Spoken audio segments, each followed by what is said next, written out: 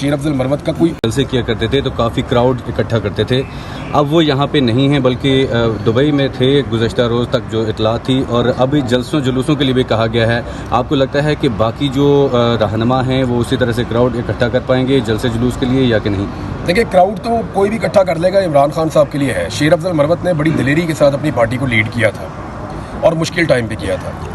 अभी उनके सितारे गर्दिश में हैं और उनको खुद पार्टी ने ही थोड़ा साइड पे किया हुआ है। उसकी रीज़न है ना, स्पेशली जो एक सऊदी अरब वाला स्टेटमेंट था वो पाकिस्तान तहरीक इंसाफ को स्ट्रेटेजिकली सूट नहीं कर रहा था, उसमें उनको नुकसान हो रहा था। तो मुझे जो ज़ाती तौर पे लगता है कि शेर अफजल मरवत का कोई और प्रॉब्लम नहीं है, ये जो सऊदी अरब वाला स्टेटमेंट है ये उनके गले पड़ा है। तो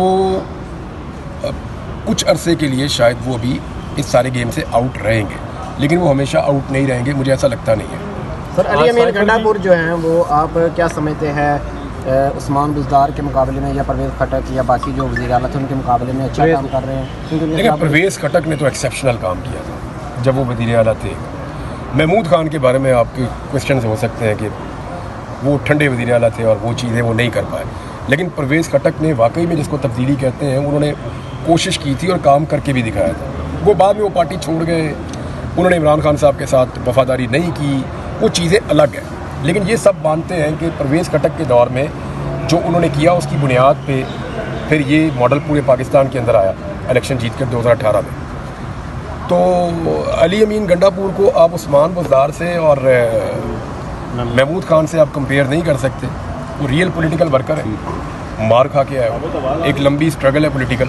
वो सियासत को और सियासतदानों को समझते भी हैं, और उन्होंने फजल रहमान जैसे तगड़े सियासतदान को बार बार इलेक्शन हराया है, डेमोक्रेट भी है। तो अली अमीन गंडापुर चीज़ों को पॉलिटिकली भी बेहतर हैंडल कर सकते हैं, और खैबर पख्तूनख्वा से ऐसी कोई चीज़ें आ भी नहीं रही जिनको आप पॉइंट आउट करके कहें कि ये बुरा हो रहा है।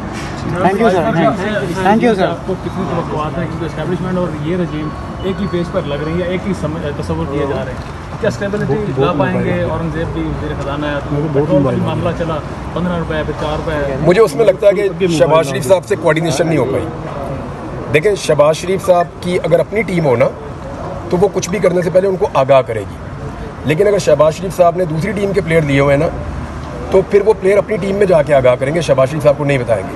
तो ये लैक ऑफ कोऑर्डिनेशन था जो मुझे ज़ाती तौर पे लगता है कि शायद शहबाज शरीफ साहब को इस काबिल नहीं समझा गया कि उनको भी इन्फॉर्म किया जाए अपने फैसले से, और ये सुबकी हो गई। उम्मीद करते हैं कि आइंदा ये अच्छी कोऑर्डिनेशन के साथ काम करेंगे। Thank you sir.